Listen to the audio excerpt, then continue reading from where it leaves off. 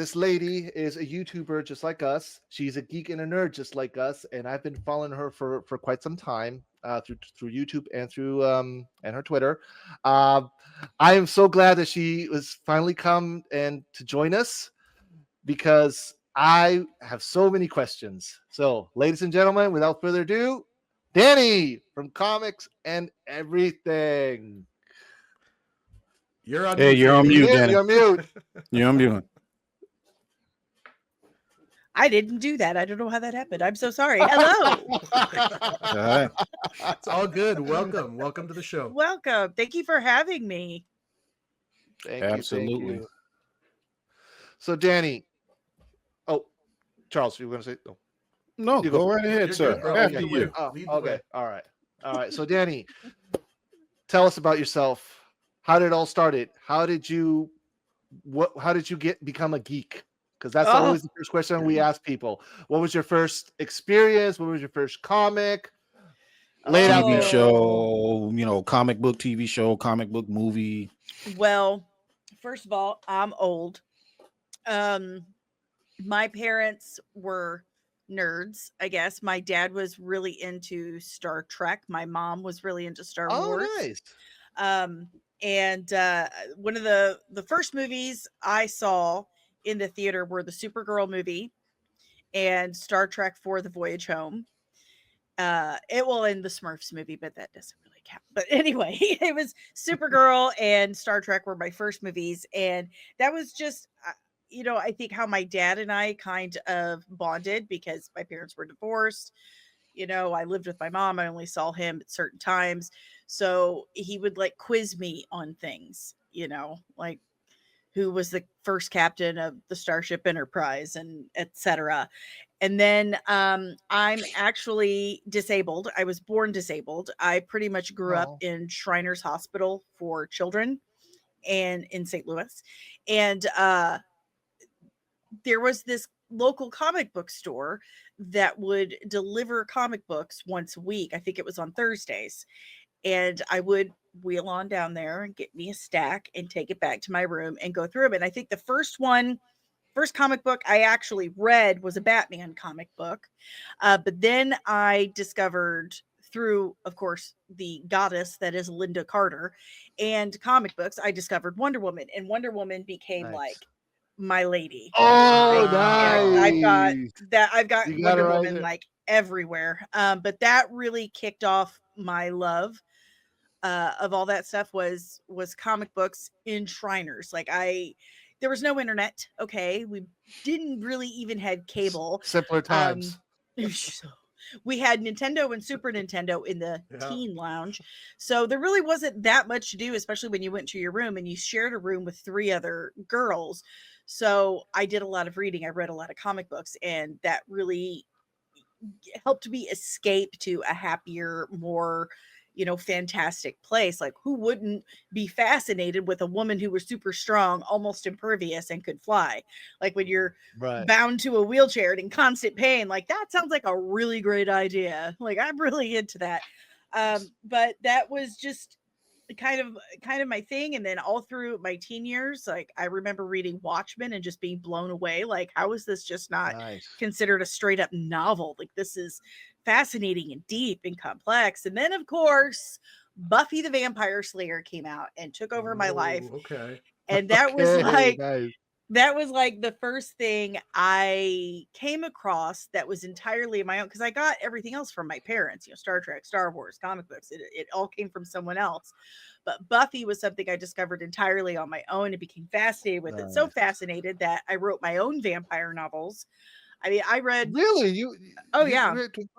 Oh, nice. It's all the way over there, of course. But yeah, How many novels do you have? Just the one, but I'm currently working on adapting it into a comic book. Because I mean, if you read it, I wrote it when I was like 23, 24 years old, and I'd never written anything before, and I was a mother of 3 at that point.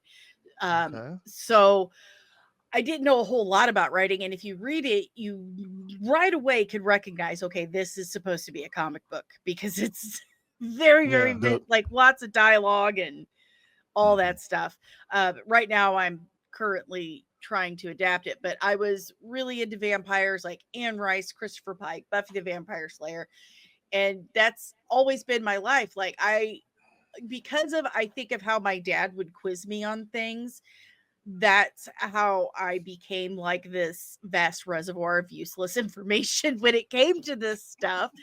I mean, just imagine if I had, devoted just a 0.5% of that brain power to balancing a checkbook or, paying my bills, my life would have been so much smoother.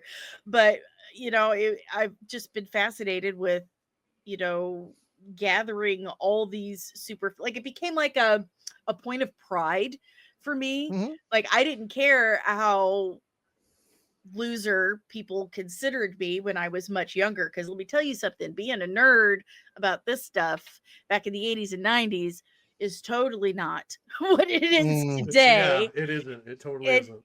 right. And even back then, like it was a point of pride for me. I'm like, ask me anything.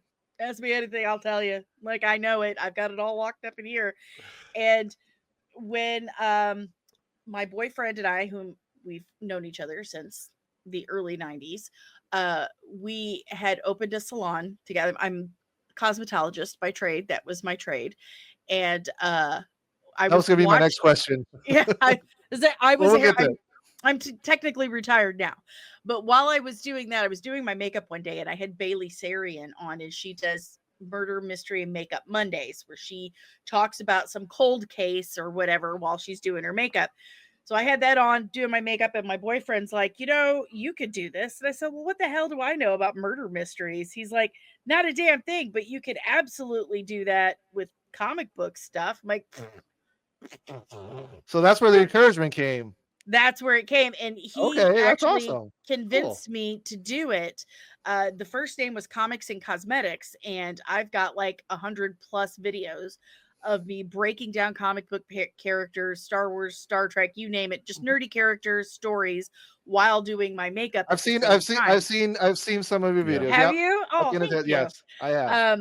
But I'm getting back into that. But after a while, I started meeting people in the industry. I started getting to do special effects and stuff, and meeting some of these people that have done the special. That's what I thought I was going to do with my cosmetology license anyway. Like, I thought I was going to go to Hollywood, do makeup and stuff. But what the hell did I know? Not a damn thing. That's what I knew. Nothing.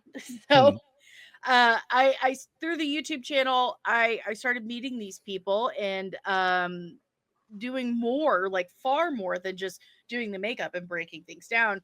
So I rebranded, because until recently it was just me. Now I have my contributing producer, Kino. Hello, sir. Oh, he's okay, Kino. Yeah, he helps out quite a bit. Shout out to But Kino. he gets some stories and stuff for me, and it's so helpful because this is a lot of work for one person. But it just kind of grew. Even for 3. Yeah, it grew. I rebranded it to just comics and ... whatever I'm talking about that day, because it's literally It's everything. everything. Mhm. It's That's awesome. everything. That's And awesome. Yeah. with the scooping or whatever, it's funny how that happens, because once you are consistently out there, and I'm not even saying that I'm super big, because I'm not even monetized yet. I don't have the watch hours, which has led me to leave. Maybe I'm just obnoxious and I don't know what I'm doing. But it has nothing to do with the size of your channel. It has everything to do with your consistency and Mm. your authenticity. Yeah. As long as you are obviously not changing your opinion or character or whatever for whoever's willing to pay you money, or trying to appeal to one specific person, people will reach out to you and they'll say, hey, I saw you were talking about this. Did you know? I'm like, no, I did not, but thank you. Thank you for that information. We're about to hit our 1-year anniversary now in July. Congratulations. Thank you. Thank you. And yeah, people have already started like reaching out to us. Hey, did you hear Mhm. this? Did you know that? We're not into the scooping game though. That's the one Mhm. thing that we've made it crystal clear that we want to be. We want to try to be as neutral as possible when it comes to the geek stuff, because we like everything. the three of us are more DC, but Mhm. I also like a little bit of Marvel. I like Mhm. a little bit of I used to love Star Wars, now I hate it. You know, so we try to keep we're also big movie, we like also actual film Mhm. movies like Christopher Nolan, um Ryan Coogler now with Sinners. Oh, we Oh, mentioned I love vampires. Did Yeah. you saw I love Sinners? Sinners. I've seen it 3 times. Oh You wow. said, I oh, nice. absolutely loved it. I absolutely loved it. I'm a huge vampire nerd, and to have him, and I'm also half my family is Irish. Like I'm Irish, Mexican, and Native American. Eh, all you can see is That's the Irish, mixed. though. Yeah, I'm a very Midwestern American. We'll put it that way. But one of my favorite aspects of this film is how Coogler used the Irish experience as well. And not only used it, but used it to relate it all together. I mean, that was a beautiful thing he did. He used Mm. this situation to help people relate to one another, to help them relate to one another with their histories. And I thought, my God. And he did it with a vampire movie. That's brilliant, absolutely brilliant. And using Yeah. the vampire mythos and stuff in the way that he did, I mean, that's where vampire myths have come from since the very beginning. It's a way to explain certain things, explain behaviors, explain things they didn't understand, and using that. Exactly. His particular allegory with the vampires was just, it was brilliant because, like you said, he made, using music, of course, made Native American history, Asian Mhm, history, Irish mhm. history, Black American history. He melded all of those together to one point.